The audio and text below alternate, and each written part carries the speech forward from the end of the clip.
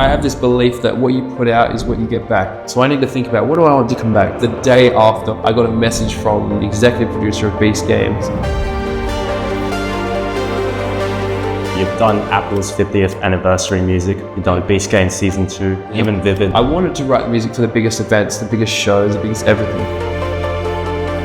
Music is emotion. Yep. Emotion is what sells. I almost fell out of love for music. You have to follow the flow. AI music could replace most of the real artists. Yep. People are going to want to create real music. You had this path where you definitely could have gone making music with artists. What made you decide to pivot towards something else? Well, that's a really good question. This is the first piece of music that I ever played that was film music related. I fell in love with it.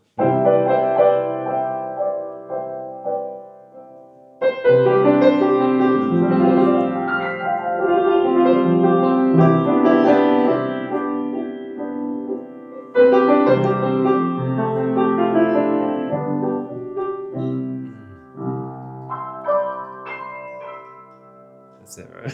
No, that's beautiful. Bailey Pickles, well, it's great to be in your home today. Thank you for having me. Thank you for having us over.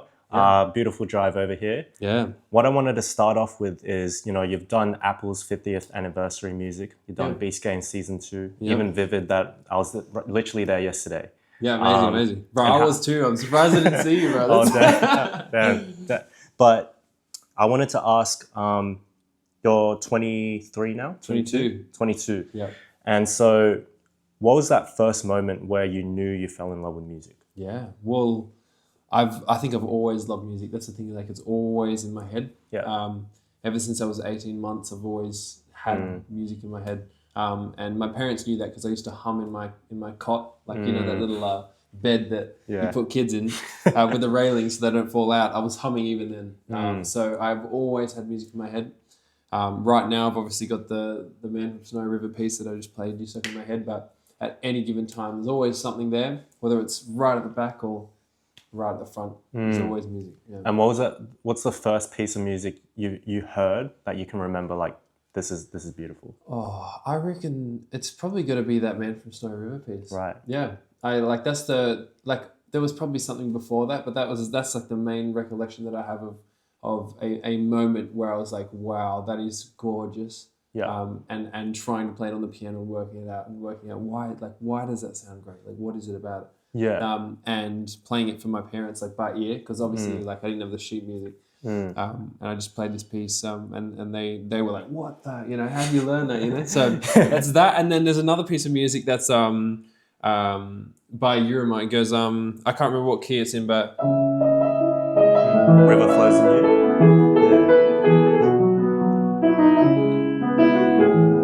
There's a video out there somewhere of me playing that. Yeah. Because one of my friends played it on the piano. Right. And I was like, damn, that is gorgeous. I was like, why is that so lovely? And so it got stuck in my head, and I got home and I just worked out how to play it. I was like, I've got to work this out. So that's it. There are certain pieces that do mean something to me in my childhood, and those two stand out, I think, as one of the first that really caught my attention. And like, whenever you hear something beautiful and you're like, I just have to recreate this, how long does it usually take you? Now it's instant. Like now I don't even have to touch the piano, which is like, I think it's just a practice thing. Yeah. But yeah, a lot of it I can work out in my head. Yeah. So like if I hear a song on the radio, for example, I know what chords it is. Yeah. I don't know what key it's in because I don't have perfect pitch, but I'd know how to play it on the piano if I got to the piano. So it's literally just a practice thing. It's a skill. Yeah. And it's something people can learn. But that's it. Yeah. And so for the people who don't know, what's the difference between perfect pitch and relative pitch? Yeah, so essentially perfect pitch is something you're born with, and it's like identifying color. So if I look over there and I look at that painting at the top right, it's got orange in it. We both know that's orange straight away. You don't have to think about it. Whereas relative pitch is basically like, if you play that note and you tell me that's a C, then that's a B. That's an A. That's an A. Yeah. So like I can instantly work out the next note based off a chord that you give me or a note that you give me. Yeah. I just need that first note in order to get there. And can anyone learn that? Yeah, 100%. That's so relative pitch is something that everybody has, Yeah. but it's like a muscle. Yeah. And it's something you have to take the time to get better at, but it is something you can definitely get better at, yeah. And what was that process for you to develop that muscle? Yeah, I think it's just honestly just sitting down at the piano, and every time there was a piece of music that I wanted to play, I'd sit there until I got it. Or I'd just always be at the piano. I used to play these little tunes. Like I'll try and give you an example of one. I'd go like...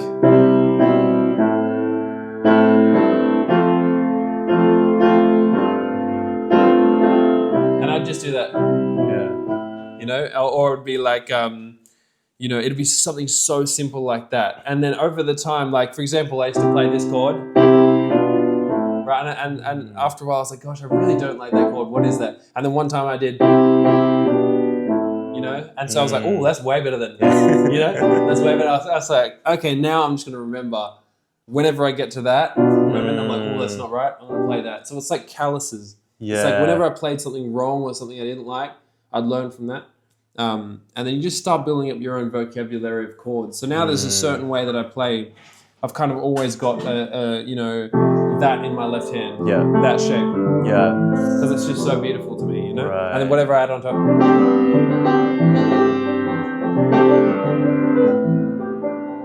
you know, like it's just always, that's something that I always try to keep in my left hand. But it's all these building things that you learn. So you feel with that, that's why you're able to like freestyle anything. Like when you're playing a song, but you can put your own twist on it because you had that in your toolkit. Yeah, I think that, yeah, it's definitely about like everybody's got their own unique style of playing. There's certain tricks that I do use that that I use to help make what I play more beautiful. Yeah. That's one of them. The thing I was doing in my right hand is another. Like those three notes work with every chord in that scale. You know, it just makes everything beautiful. So. Yeah.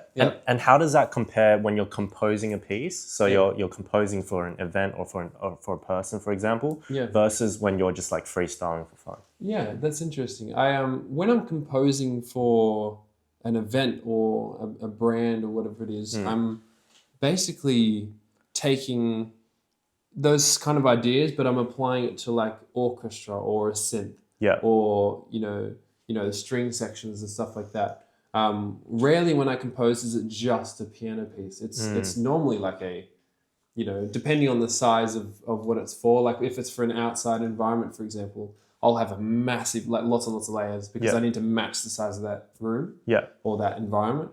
If it's a small room, there'll be a few layers.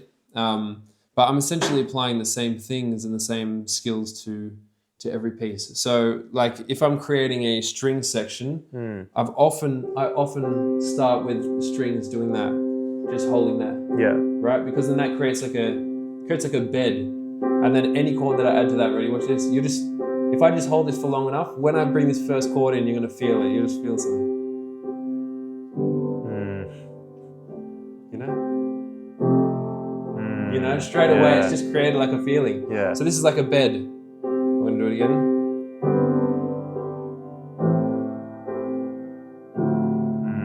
You know, so that's it. That's like a little skill you can use. You just hold that. So there is all these little tips and tricks that you can use but I apply it to the composition stuff definitely. Yeah. So I want to go deep into emotion and its attachment to music. So for myself, whenever I've made music, it's like when I'm feeling a really strong certain emotion, and that's when it just flows out of me. For you, have you ever used music to moderate your own emotions? Because as you said there, like playing certain things can make you feel a certain way. Have you ever done it to make yourself feel a different way when you're going through different things? That's cool. There's been times where I sit down and like if I'm feeling, you know, like very sad about something, which is rare because I'm generally pretty happy. Where I can sit down at the piano and I can play something and like I might start crying from it or something like that. Because it is a way of releasing emotion. A lot of people use it for that. On the flip side, with a big event, for example, when I get told that I'm writing the music for like Vivid or you know Mr. Beast or whatever it is, like my first instinct is to go to the computer and just start writing something, because that excitement that I have will come out in the music, and I'll be able to create something that's more exciting for people to listen to because I can funnel that excitement straight into the music. So I think that's probably the best way to think about it. It's like for Vivid, or Mr. Beast. It's something of such scale that if I'm able to put my excitement into that thing, then people will feel it on the other end. Yeah, definitely. And when you are, let's go into Vivid now that you mentioned it, right? Right now it is going. Right now we are having Vivid. Yeah. So how did it come about? How did that opportunity come about for you to score basically the sound of the Harbour Bridge? Yeah. So for those who don't know, basically Vivid is like this huge light show. It's the largest light show in the Southern Hemisphere. It's basically the Sydney Harbour Bridge. It's got the Opera House. It's got all the skyscrapers. It's got like 180 searchlights. I think the Harbour Bridge itself has like 3,700 meters of light. Yeah, like 2.7 kilometers. Right? It's actually insane. So it's this massive conglomerate light show. I think that's the right word, conglomerate. But essentially, my music synced to the whole city. So the way they do it is they reached out to me. They say, hey, like, first of all, we found you on social media, which is the hack. People have to get more on social media, which is another reason why I'm doing this with you is like, you got to share what you're doing. You got to share with the world what you're doing. I had just been posting my music online and these guys found me. They said, hey, we run this light show. We do the lights for the whole city for Vivid. We'd love you to write the music for it. And it was, the craziest part about working with these guys is because they'd already seen my music on socials. Yeah. They just said, go, like, write us 10 minutes of music. We know we're going to like there was no like testing or for, they're just like for 20, like, because I did this in 2024, which is the first time I worked with them. There was almost no brief. It was like humanity, like write us 10 minutes because like, we know what your music sounds like. So that's the thing. Like I've in my Instagram, because I've been posting my music, they've got a gallery of everything that my music sounds like. And so that's the benefit is they can come and they can have the confidence of going, all right, we're ready to engage with you. Just do your thing, So that's really cool. For this year, slightly more direction. Like they wanted a certain direction because it's a new director. So for this year, it was first half needs to be immersive kind of feeling, and the second half needs to be like the energy and the power, and so basically the first half I've tried to restrain myself a little bit and have these beautiful cello lines and just like this sweeping melodies and everything like that, and then when the second half hits, everything just goes quiet all of a sudden, and it's just like goes right down, and then it builds up, and then bang, this huge synth just hits you straight in the face, and then there's this massive kind of, it's just basically this huge synth section. It goes straight to like, the lights going like that. So it's very exciting. Yeah, and you also mentioned Beast Games. So for anyone who doesn't know, obviously that's Mr. Beast's game show. And there's tens of millions watching it worldwide. How did that opportunity come about? So essentially, Beast Games was obviously, that's probably, I mean, they're all crazy opportunities, but that one was like, whoa, like this is like, getting to be a part of that was getting to be a part of something that's so massive, that what you do is such a small part of this huge thing. They've got so many people working on it, and everybody's extremely talented. And I got to meet some of those people during the whole process, but essentially I got reached out to by, I should go back because there's an even crazy story to this, bro. And the last time I told it, I didn't tell it well enough. And there's a key element here, which is that I have this belief that what you put out is what you get back. So I really try to stick to that equation with everything that I do. So what I put out is what's going to come back. So I need to think about, what do I want to come back? Okay, I wanted to write the music for the biggest events, the biggest shows, the biggest everything. And so I needed to put that dream out there first, or that goal out there. And so I got the opportunity through this gaming company that wanted me to promote their game. And I said, well, if I'm going to promote your game, the best way for me to do that so that it connects with my audience and my audience loves it as well is to write what I think the game music should sound like. They already have their own soundtrack. This is just for my socials. Just write a piece of music for their game. So I did that, and they loved the piece of music. They said, we're going to put some spend behind this now, some ad spend. I was like, okay, amazing. So on the video, I put text on screen saying stuff like, this is my music that I write for this game. but it's actually my dream to write the music for the biggest shows in the world. I want to do this, I want to do that, I want to do this, I want to do that, and like help me get there. Yeah. And so this video then got boosted. It helped them out, the gaming company, obviously, because the video went big. Yeah. It connected naturally because I was sharing exactly what I love. So it authentically helped the video do well. But it also showed my audience what it is that I'm looking for. Yeah. And that told them exactly who I want to be, you know? And I put out exactly what I want. Yeah. And so what happened is the day after, or maybe 2 days after, but I'm pretty sure it was the day after, I got a message from the executive producer of Beast Games, and he said, "Hey Bailey, I love your music. I've just found you know, I just want to reach out and just chat about an opportunity that's come up." And I was like, okay, sounds amazing. I looked at his profile first, and as I'm scrolling down, I'm just seeing photos of Mr. Beast, like a selfie with Mr. Beast in the pyramids, a selfie with Ronaldo. And I was like, okay, this guy's a real deal. And we had a call at 1 o'clock in the morning, I think it was. And I had like the whole family around me. I had like a you know, a voice note ready to go because I was like, this is going to be big. Like I got a feeling it's going to be big. I want to capture this memory. Yeah. And got it on camera of him basically saying, Bailey, like, I love your music. I'd really like you to write the music for Beast Games and Beast Games Season 2. So it was the most like crazy situation. Like I was like kind of expecting it to be something to do with Beast Games. Like, can you help us promote Beast Games or whatever? Yeah.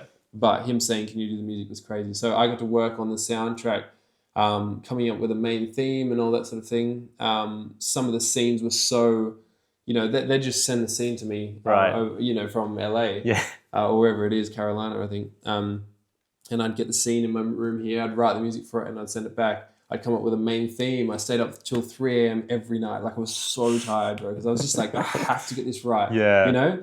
And the excitement, as we were talking about before, kind of drove me forward. Like, I want to put that excitement into here. So I wrote this piece of music and I sent it through and they liked it and they said, great. And then they started sending all the scenes. So got the scenes.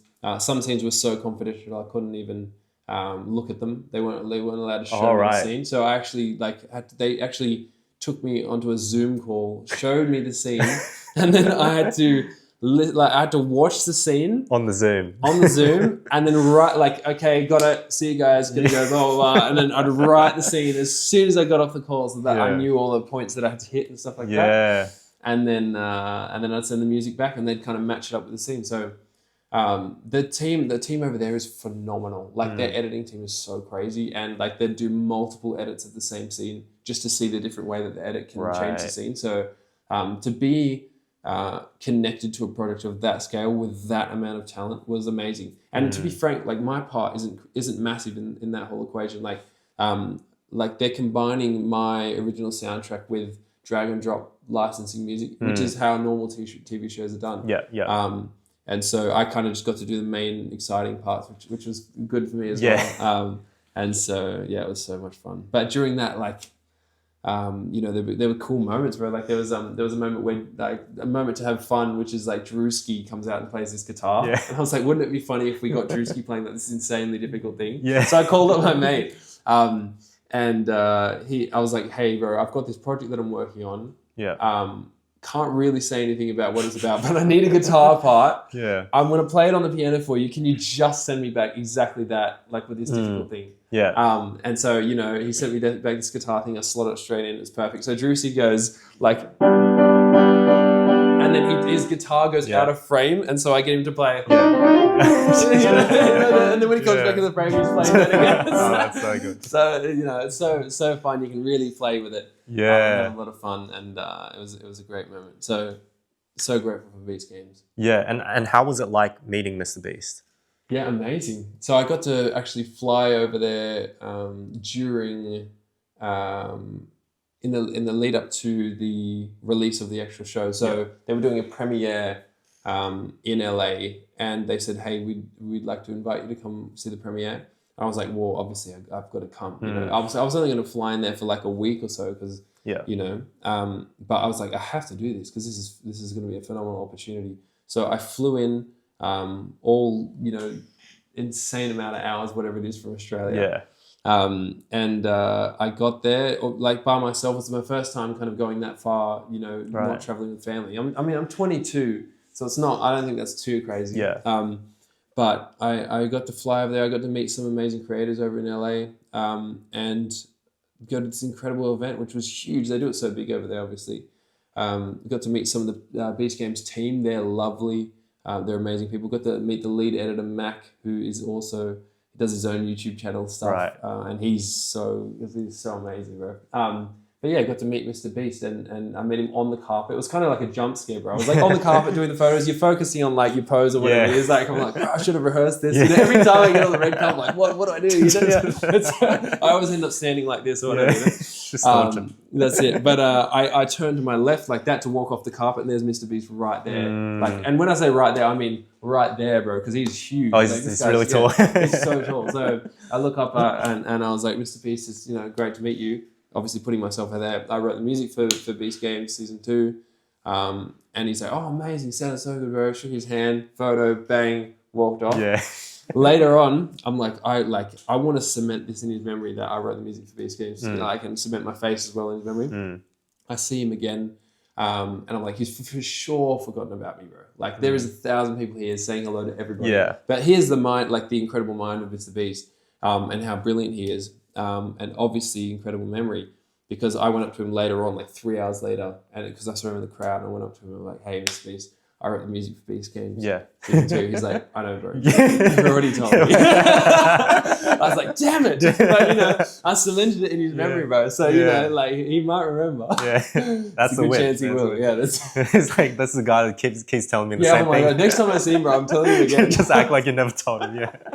Oh, that's good. Yeah. So on that topic of memory, how much does memory play for your ability to play by ear? That's a really good question. And that I don't think I've been asked that before, but it actually isn't a whole lot to do with what's like playing by ear is about. So like, for example, the only thing about memory is if you play me a song, if you play me the chorus, all I have to do is kind of remember the sound of the chorus. Like, it's just like being able to recall a song when you hear a chorus for the first time. Like, can you sing the melody? And generally it repeats pretty well. Yeah. So you can remember it because it repeats. And then a lot of the work that I'm doing is literally just on the spot work. It's barely any memory at all. Like, it's all just like, okay, I just need to remember that the chord goes there. Okay, great, that's fine. This is all patterns to do with the chords. What's the melody? It's pretty straightforward, but it's very little to do with memory at all. Yeah. Yeah. So what would you say? Because as you said, it was muscle. Yeah. But what is the most important thing for anyone who's trying to learn to play by ear? Yeah. Honestly, time at the instrument, but there's certain patterns as well that people can learn. So essentially, like most, like 95, 97% of songs are written with the same 4 chords. Yeah. And so the 4 chords are this: 1, 4, 5, and chord 6. Right. Like, if you give me any random song, bro, I'll find the song within that. Like, if it, like, do you have June, give us a random song. Random song? Yeah. Like a hit song, like a pop song, like big song. One Dance by Drake. I need a one dance. One more time before I go. I gotta take control of me. I need a one dance. Like, it's all in there. So it's like, you can play any song. Like, what's another song? I'm in love with the shape of you. Push and pull like a magnet too. So it can mold into any song just from those 4 chords. Exactly. So those 4 chords, once you know those, you can pretty much play any song. And then it's just a matter of being able to find those chords within the song, So, and trying to stay in one key as well. Because when you're learning, you don't want to make your brain do too much. You want to keep it really simple. Yeah. Because the way people's brains learn when they're really young is different to how they learn when they're older. Yeah. When you're young, your brain can pick up stuff so easy, and patterns, it's just like, okay, I understand. Yeah. When you're older, it's like you have to really like kind of guide it. You have to keep the guardrails on for a little bit and be like, okay, stick to this key so that you can learn the patterns within the key, and then we can leave. Yeah. And go into other keys. Yeah. So, yeah. It's a bit nerdy, but there you go. No, we love it. We love it. The other point you said about, what you put out in the world is what you get back. Huge, bro. So I want to talk about how that pattern has come up in your life more and more. And so, like, what's another example of where that's brought you new opportunities or help you meet new people that you want to? Yeah, amazing. So, like, literally everything. So the way, for some examples, for example, is like, you know, I wanted to start writing music for brands because I did a music for a brand, and I had so much fun doing it.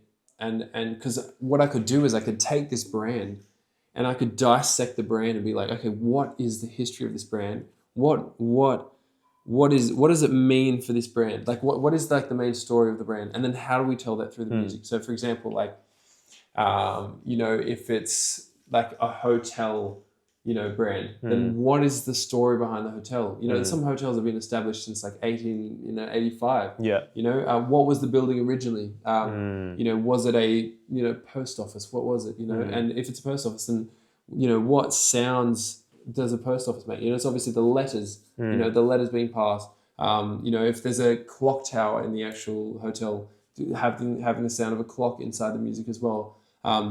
And creating this sound of luxury as well. Like, what does luxury sound like?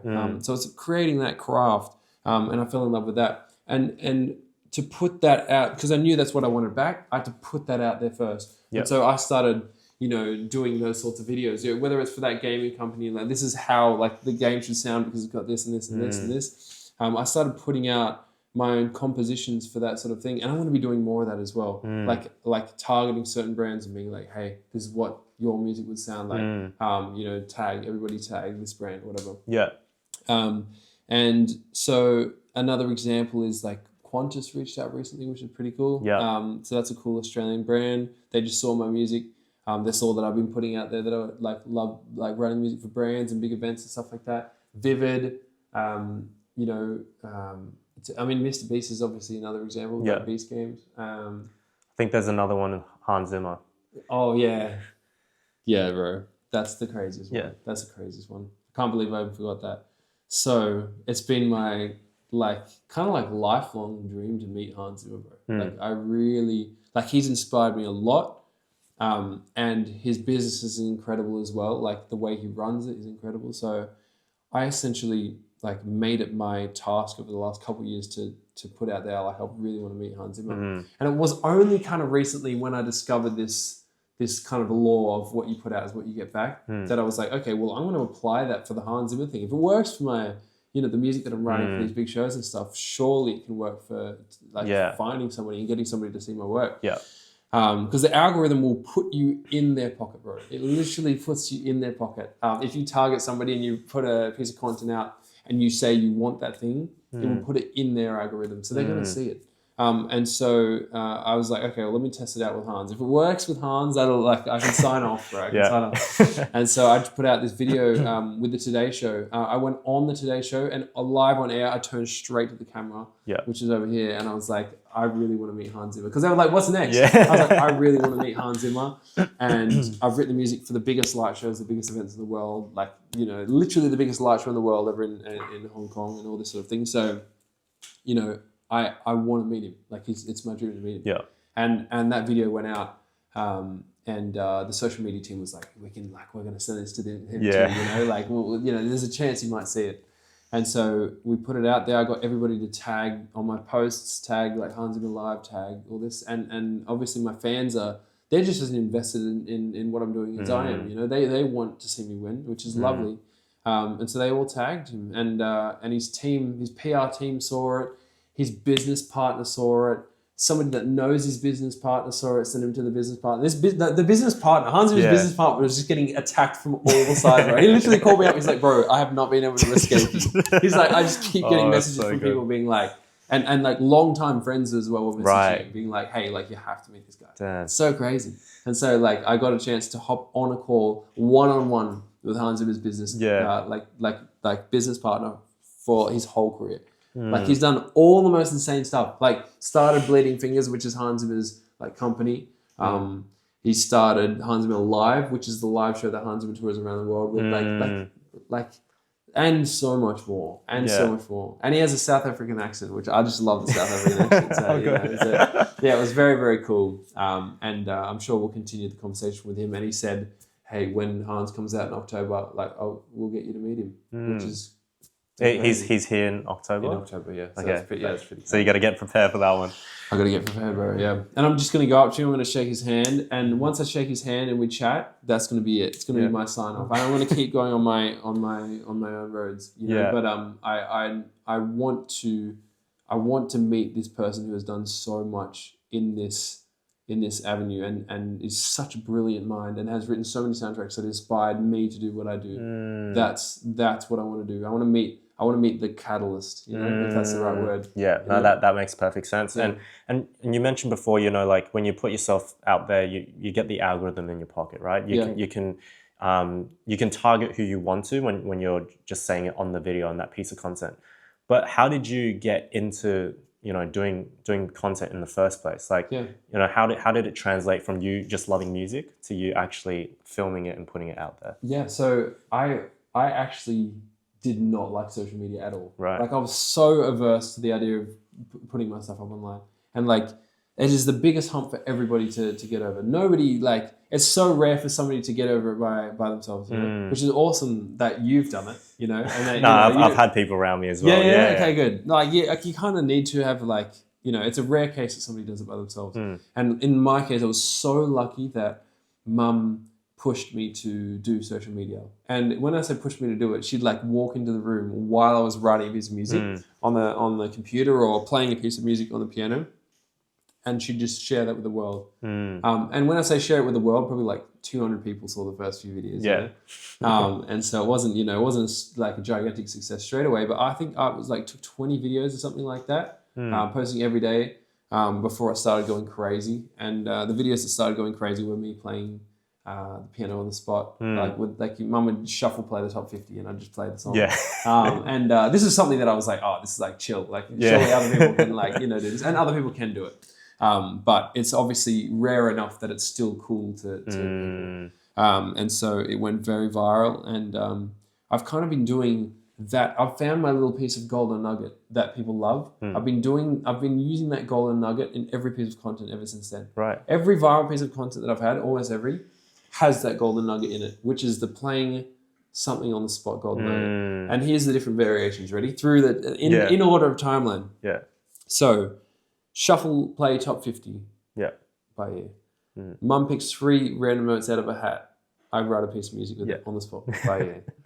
I meet my best friend Hugo at university. Yeah. We go to the Queen Victoria building, play piano, pull up a live stream. People request a song. We play the song by ear.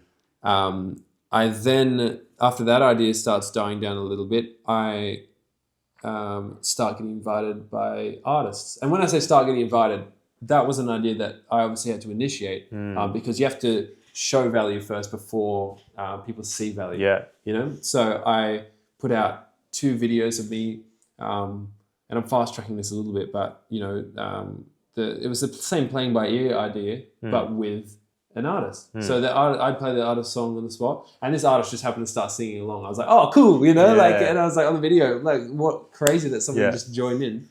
The artist just joined in singing. That video took off, and then I was like, oh crap, hang on here, something's going on here.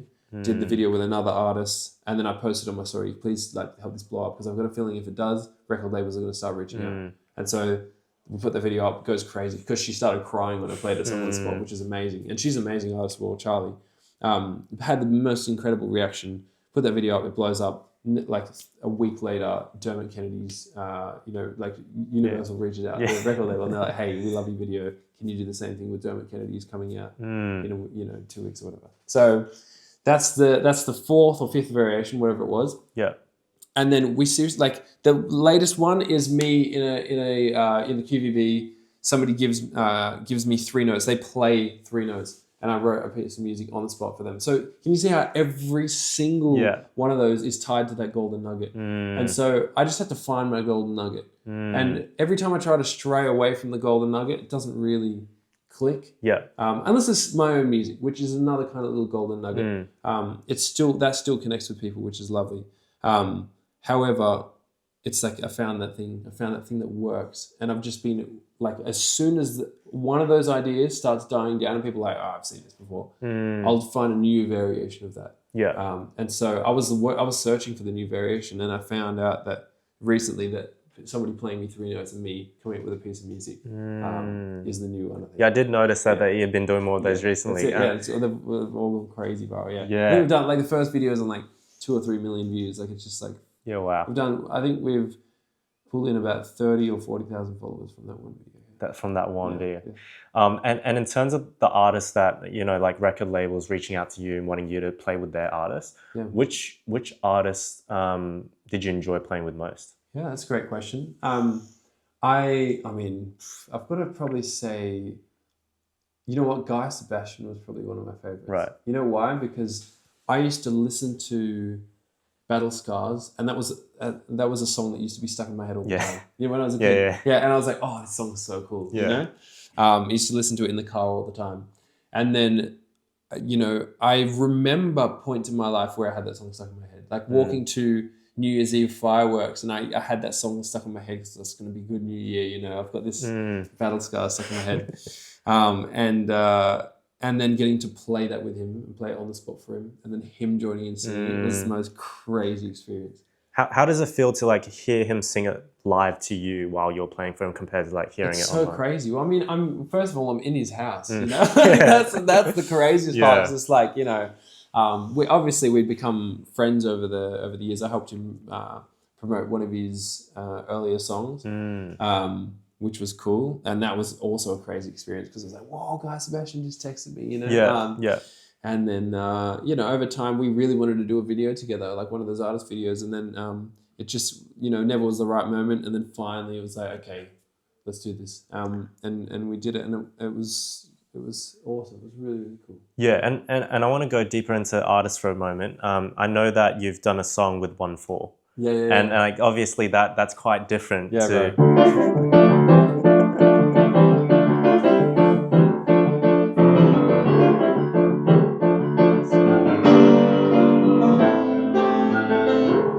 Right. So good. Bro, you know what? When I played that for them for the first time, I looked through the window and all of them were like, they were all dancing, bro. It was so good. It was like one of the coolest moments because my brother had been listening to 1-4 for years before I got to actually go and work with them. Yeah. Before they called me in to come play some piano for them, and then that moment there was they actually said, hey, like let's come up with a song on like from scratch. And they said to the producer, like pull up a loop, which is like a an 8-second piece of something that they can loop over and over again. I was like, no, like let me try and come up with something. Yeah. So I played 3 different things. The first thing might have been like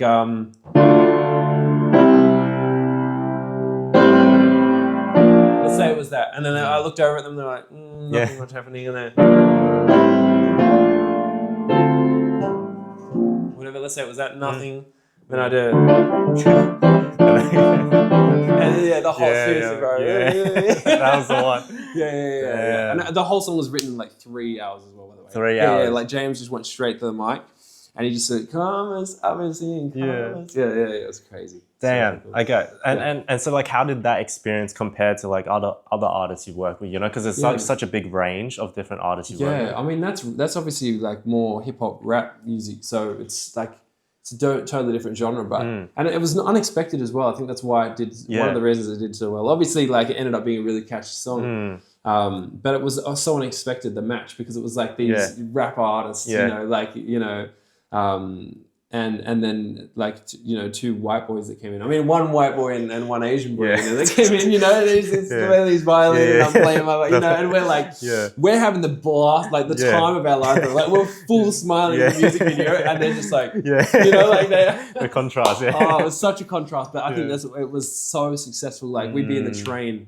And like somebody would come up and be like, "Hey, did you play like piano with me?" Like, I was like, "Yeah, I did." And then you meet like a whole new demographic of fans that you come across. It's fantastic, and to see the I don't know how many views it has now, but it was like millions. It'd be over 10 million views worth of or listens worth of streams. So it was very successful as well. Yeah. And I have an award over there for most performed hip hop rap work for that song. Oh shit! That's right there. That's beautiful. That's it. Which is really cool. Yeah. So I was gonna say, in terms of you had this path where you definitely could have gone further with artists and just making music with artists, right? Because that's what you were doing so much of. Yeah. What made you decide to pivot towards something else? Well, that's a really good question. And I'd been stuck on that for a while because, and my answer is you have to follow the flow. You have to follow the flow, and your brain and your body will tell you where you need to flow, and you just have to listen to it. And flow feels like this. It feels like something that you talk about, and you could talk about for hours. Yeah. Like something that you're always like, oh, it's like you get psyched up about it. That could be like, I've got, an example could be if you're talking about tech all the time, or you're like, I love tech for some reason. That probably is a good sign that that's your calling. Like if you do that and you love it and you could do it without even thinking about it, and you're flowing in that direction, let it flow. And so I was doing film music first at 10 because I heard that film music. I heard the and I was like, oh wow, like and I was like, like all like the other melody, bro,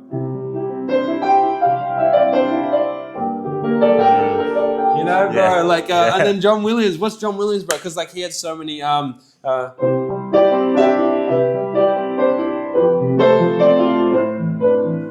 straight away, bro. You can even hear when I'm playing it that I connect with it.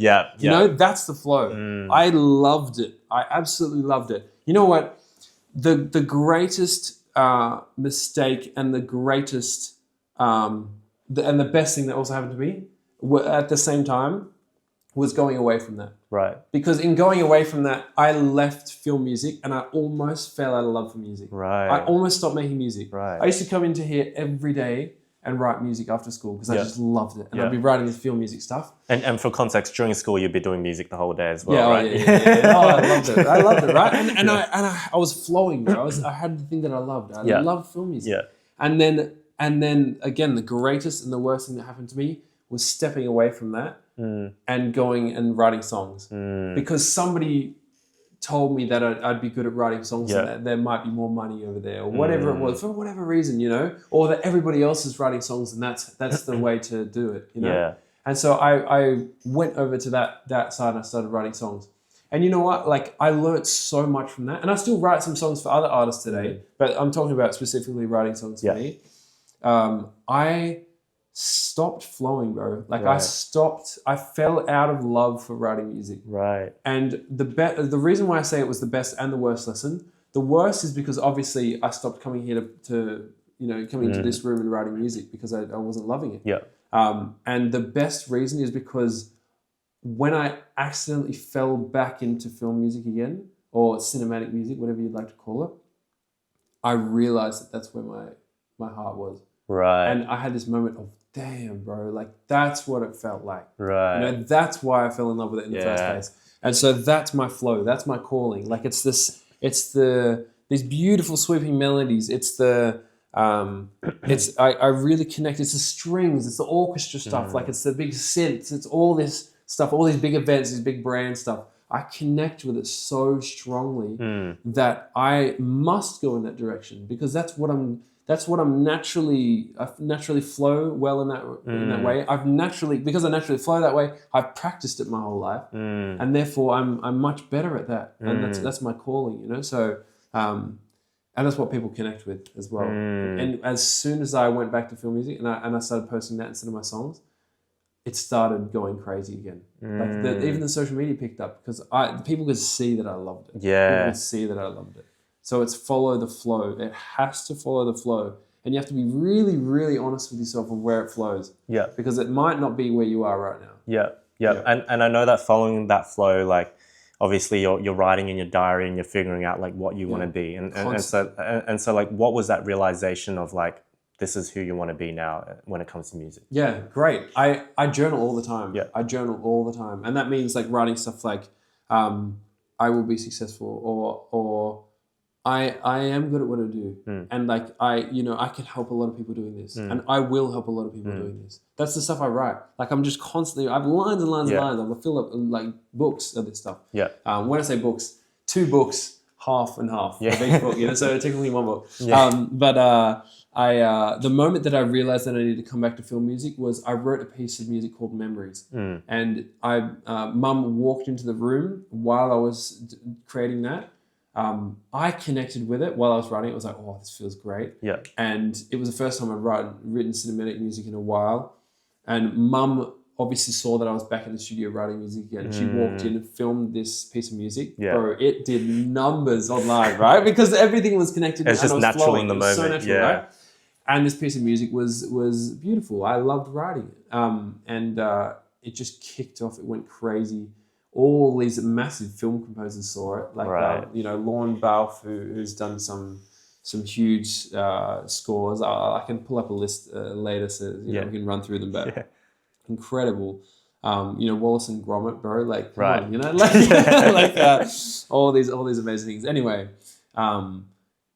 these amazing people saw it. I was getting these comments of like, wow, this really connects with me. I really felt this, and I was like, crap. Like when I do what I love and when I write cinematic music, people connect with it. For some reason, people are touched emotionally by that. So that was the moment where I was like, okay, I need to go back to where my first love for music, and I need to stop caring as much about the money or anything like that. I just need to write what I love writing, and the money will come. And it did come because I was doing what I loved. So that's it. Yeah, and how does that relate to? Because I know you have the goal of being the biggest events composer, right? And how did those two things link up? Yeah, so essentially, that's another great question. Bro, you're spot on with this as well. Like, good question. Which is that when I discovered the follow the flow thing as well, I started working out and thinking, okay, where am I not flowing? Which areas of my life am I not being honest with myself about where I actually need to be going and what's true to me? And I had an honest conversation with myself, which is that you've been telling yourself your whole life that you want to write music for film, but when you go and sit down and you write the music for a scene, and I was talking about specifically films, like short form, films or whatever it is. I wasn't connecting with it. I was not enjoying the process of writing to a film where in a scene I had to, I could only do a certain amount of things because I had to specifically fit to a character's dialogue or sit underneath them, And I was like, gosh, I don't love this process, And so I was like, oh, damn, that's a shame because I love cinematic music. Yeah. Okay, is there anything that I can do with cinematic music that's not writing for film? Yeah. And that's when I was like, okay, well, big events and events are, like a light show, for example. I can write the music that I love writing. I can do what I love, but it's not for a film. Yeah. So I'm kind of like constantly working out, okay, where am I flowing and where am I not? This doesn't really fit under the the brand stuff that I do. It feels slightly different because I still feel like I have this creative freedom within that to create a piece of music that I love that still tells the story of the brand. Yeah. So it's like, allowing it still to flow there. Brand stuff still lets it flow when it's the right brand, Yeah. But I think that's what I realized. It has to flow. It really has to flow. Yeah, for sure. And I want to go back to the music creation process. Yeah. So obviously, that we've met. That I work at a AI tech startup, right? And like, there's all this stuff with AI in the world right now. Yeah. And so I've heard like music created by AI, and it can get pretty scary. But before we talked about like the way you think about music or the emotion behind it. So I want to just hear your thoughts of music created by AI or like the music creation process when AI isn't involved. Yeah, you know what? It's still like, and I spoke to somebody about this the other day, about the AI and music sort of thing. It is still so fresh that we don't know where it's going to go. And so there's almost like the only way to kind of prepare for it is to be knowledgeable and be active in using it, Right. So like I use AI in like, I talk to AI, for example, like I talk to Claude or whatever. Whenever I'm going into a meeting, I'll always speak to a person and be like, hey, I'm going to this meeting. Help me prepare for the meeting. What are we likely going to be talking about? Here's the email thread from that person. Help me prepare so that when I go in, I feel ready. Yeah. And so I use it for that, or, there's so many different ways that I use the written AI sort of stuff. And I think it's just being on the front end of it. I've tried Suno out before. I've tried, AI making stuff, music making stuff. I don't really use it at all in the way that I write music for cinematic music because I haven't seen a way that it can apply yet. Yeah. But I do think that there's a fine line between being, at the front end of making sure that you're, aware of this and using it, and like some people that, for example, completely are oblivious to it and refuse to use it point blank. Yeah. There's I think it's slightly dangerous being the last option. Right. I think it is a little bit dangerous because like if you're unaware of what it can do, how can you prepare yourself for where it's going? Yeah. For like even if you're just clip that for sure. Holy fuck. No. Yeah. But in all seriousness, like you have to be educated on things. Yeah. In order to know, especially in your own field, what's coming and how can you prepare for that? Yeah. Even if it's like something that's impossible to prepare for. Like I honestly feel that in 5 minutes, sorry, not 5 minutes, could be 5 minutes, in 5 years that AI music could replace most of the real artists on Spotify. Like what's to stop this technology getting so good that you just like, it knows the mood you're in and is able to curate and create a song on the spot to match the mood you're in. Yeah. Like that's amazing technology. Yeah. And I can see that happening. I position myself in the big event space because I feel like with events, people in this era where everything's turning to technology and you don't know what's real or not, people are going to want to crave realness. Yeah. So they're going to want to crave in-person events. And like seeing you play live, like for example, for Apple, which we still need to get to. You're there playing live. Exactly. They can see it's not a robot. Exactly. I think people are going to connect with those things. There's real in-person experiences. And so another one of the reasons why I position myself in this space is because I believe that this is a space where people are going to be able to, go and listen to music that is real. Yeah. And connect with an experience that is real life experience, and connect with it together. And so that's where I see it possibly living the longest. I could be wrong. Yeah. And I'm going to embrace it as it goes though, because, I care about educating myself on where it's going. Yeah, no, I think it's a great point because when it comes to like artists streaming music, even nowadays when I come across a playlist and I'm trying to find the song. I'm like, I can't find the song anywhere. And I'm like, fuck it. It's just probably an AI song now. Yeah. And I'm like, bro, like, why did I enjoy this? I'm I'm mad at myself for enjoying it because I'm like, I don't want to support an AI artist. You know what though? That whole people being afraid of using an AI artist and that guilt is going to be gone in 1 year. Yeah. I almost guarantee it because, and I could be wrong, and maybe I hope that I'm wrong, but I feel that people can only be so averse to something that's new technology before it's not new technology anymore. And it's like so same common. with the ChatGPT moment. At the start, people were like, "Oh no, I'm not gonna give ChatGPT my information about what I'm doing or my email or whatever it is." Like, but now it's like fucking everything. Take everything. Take all of it. Like some people do use it like that. Those same people. A lot of not everybody. Some people still don't use it. That's fine. A lot of the people that were saying that though are probably now using it to, and it probably maybe overusing it to the extent that it might be running their life, So it's only new technology till it's not. Yeah. And so, you got to be at the forefront. 100%. Yeah. And let's go to Apple 50th anniversary. So tell me all about that from start to end. How, Apple's one of the biggest brands in the world, like literally everyone knows it. Yeah.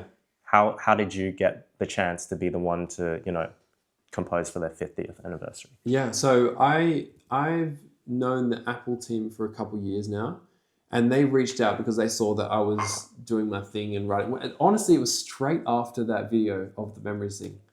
So as soon as I connected with myself and was honest with myself, other people started connecting as well, and Apple was one of those people. And they saw that I was doing my thing and I loved doing what I was doing, and they were like, "Hey, we want to actually help you. Support you in doing what you're doing." And I was at that time I was using a computer that wasn't a very strong computer, and with the sizes of the sessions that I was using, like we've got like 400 layers in Vivid, for example, of just like this massive file. The computer can't handle that. It couldn't handle it anymore. So they were like, "Hey, we're going to provide you one of the new computers." So that computer there, the two screens, is all from them, which is lovely. And it just means that they're there to support my creativity, basically. Which is phenomenal. And so now I can work without there being, buffering or anything like that, and I can really, lock into the music, which is lovely. So they've been so kind to me. And then when that, what it is, like I put out there that I wanted to write music for these big events. I put it out there, and you know what? Like again, bro, 3 days later after I told the Apple team that, I'm not joking. They were like, "Hey, we have this event coming up that we're doing. Apple's 50th anniversary. The events team that we're working with that's going to put it together. They've got their own composer, but we want you to do it. Because we know that you want to do this event, bro. Yeah, put out what you want back, bro. And I know that you're already doing this, but like I'm speaking here to the people out there that are watching this. Apple people. I read a book recently called The Alchemist, and it had this incredible line in here, which I want to paraphrase, which is that when you find your dream and you chase your dream, the universe will join you to help you achieve your dream. And people will join you to help you achieve your dream. Because they'll see that you're on your quest to find your dream and your life's purpose. That's so cool, bro. That's so cool. And I feel that a lot in everything that I do. I'm very open about what I love and what I want to do, and I'm passionate about what I do. And that means that people can help me get behind me and help me get there. Yeah, I love that. And I think we've covered the part, once people do find what they're really passionate about, what they dream of, putting yourself out there, that's what's going to help you reach that. But when it comes to actually finding what your dream is, because I know like for yourself, you said you had this period where you forgot your love for music, or you lost and you found it again. How do you, for someone out there who's just, they're trying to figure out what it is they need to put all their energy into in life. How do you suggest they can find that? That's a great question. And my brother's going through that right now. And I think the only solution to that is, instead of trying to focus on one thing, open yourself up to a lot of things.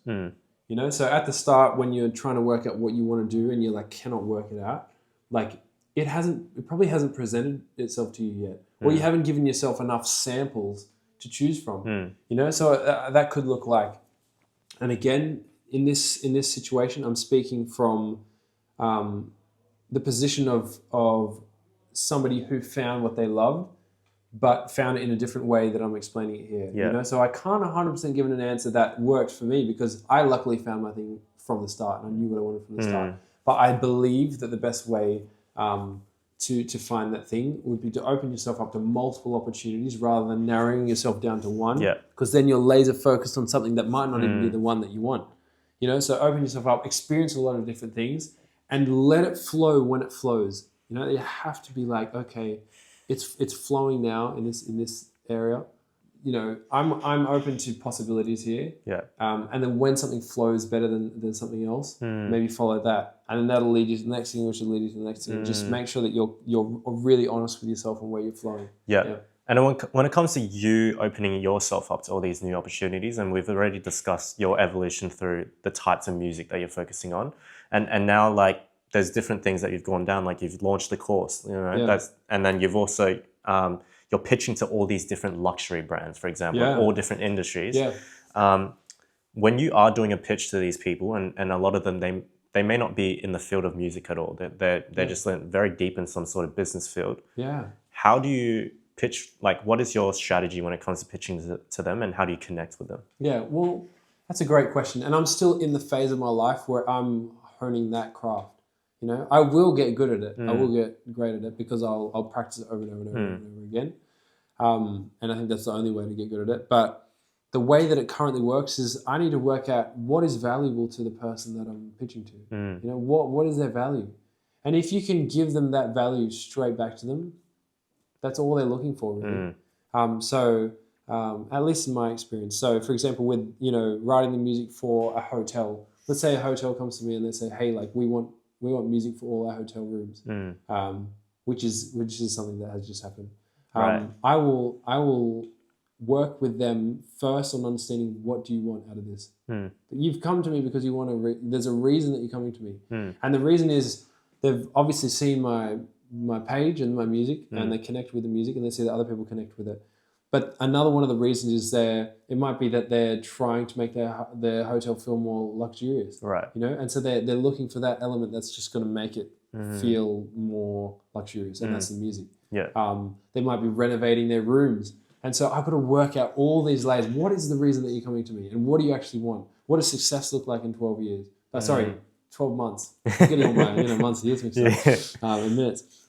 What does it look like in 12 months? What does success look like? And they'll tell you what the success looks like. And I need to make that happen for them. So I'm going to go away and I'm going to come up with, a pitch or whatever it is that speaks to that thing and fulfills that role. And so my current pitch looks like this.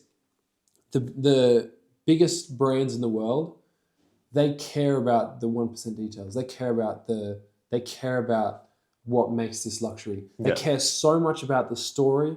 They spend like a year or more, or sometimes years, coming up with the story behind their brand. What is it that they're trying to tell? What is it that they want people to feel when they hear about that brand? Yeah. Brand logo, all this sort of thing. They spend months on it. The actual product itself, obviously, they spend years. Yeah. They want the product to be amazing. And then they go to do their campaign, and they create this incredible story, incredible visuals of the actual campaign. Yeah. And then what do? They get this random piece of music from a free royalty-free library, and they slap it on top of all that hard work they've done. And then the music doesn't connect with the brand. So my work comes into, okay, you've done all of this work. You've done all this work crafting this incredible story. How can we make the music tell that incredible story as well? Yeah. So I'm working with them, working out what their story is for their brand, and I'm putting that into music, and I'm helping them connect with their audience on an emotional front, because music is emotion, and emotion is what sells. So if you get the music right and that emotion connects with the brand, it's no-brainer, bro. So are there notes? You mentioned luxury brands. Are there certain notes or melodies that sound luxury that you could show us? Yeah, I mean, absolutely. I think even more than that, it's probably actually instrumentation, right? That I think about first. So it really depends on the brand. So let's say we'll go for a hotel brand. They'll probably be wanting something that's light going into their room. When you open up the room, like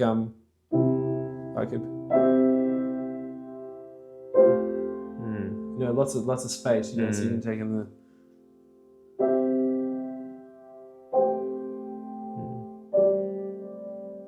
Just like really open. Like for example, if I was doing like it wouldn't work, right? It's obviously it's a small space. It needs light. It needs atmospheric. And there'd be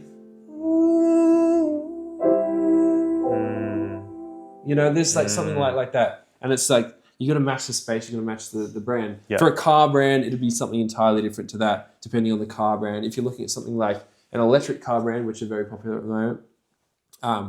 I'm chatting with BYD at the moment, for example. What does BYD sound like? To me, BYD is quiet power, and that's the magic behind the brand. Is that it is this. EVs are quiet. When you get in them, you press the accelerator down. This car shoots forward at 100 miles per hour, but it's absolutely quiet. And so how do we tell that story in the brand and in the music? And so that might be using human breath. That might be using, specific instruments that sound like wind, or having the wind sounds, and hearing nature it's all those little details, and how can we put that in the music? So it's not, and what you get most of the time is when you hear a car music, like for a car commercial, is like some have done it well, obviously.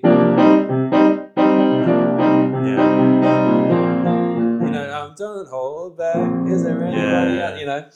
They use a catchy song like that, which helps because it's obviously already a catchy song. But you really have to match it to the specific brand. It has to match. Yeah.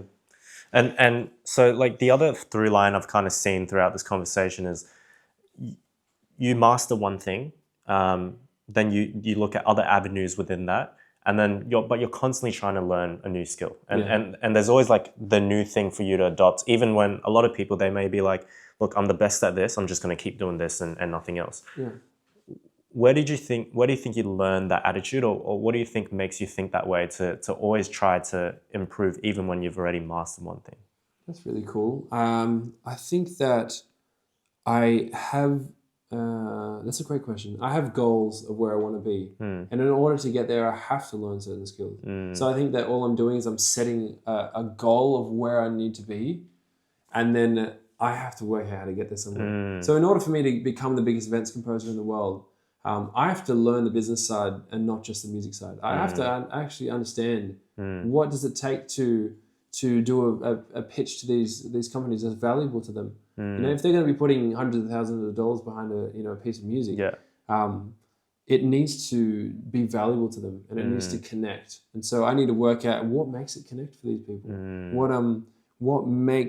Why do they see this as valuable? You know, how can I make this more valuable? And so a lot of that at the moment is connecting not just the music, but also the social media side of things. My skill is music, but it's also I've kind of worked out what works for me on social media. Yeah. You know, so if I can combine the two and I can create a piece of brand music for a brand and then take that and create a whole behind the scenes of the music for insert brand and post that as videos on my socials, then that brings so much awareness to that brand through the angle of music, showing that they care about the details of the 1%. Yeah. You know, so it's like if you know, whatever, if hotel brand Exhibit A cares about the details of the music when you walk into the room, how much care are they going to have to everything else? Probably a lot. Yeah. You know, they care about the details. They care about the 1%. So that's it. And that's my pitch to brands. It's not just like we're creating music that tells your story, but I'm also creating a campaign that's going to share your story with the world. You know? I love that. Yeah. I love that. Okay, so Bailey, as a final thing, so I haven't been doing my podcast for a long time. This is like out of retirement basically. But for the next guest, what question would you like to ask them? Amazing. My question to them would be, what was your childhood dream? And are you doing it right now? And if not, what could you do to pursue it more? I love that. Yeah. All right. Thank you, Bailey. Cool. Appreciate it. Amazing. That was awesome. Nice. Good on you, bro. Oh, that was So great. amazing chat. That was so good. You're brilliant. Before you end the podcast, pick 3. I thought we should do this. Yeah. Well, you know, because it's blowing up at the moment. Yeah. Before we end the podcast, pick 3 random notes, and I'll try to write you a piece of music. Let's do A. Yep. B minor. So A, B. A, B. Yeah. And G. Yeah. Okay, ready?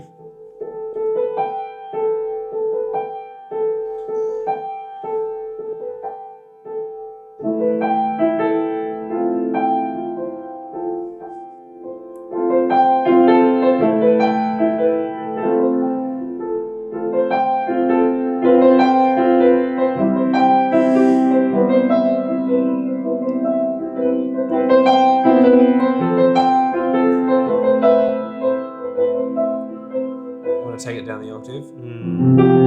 Damn.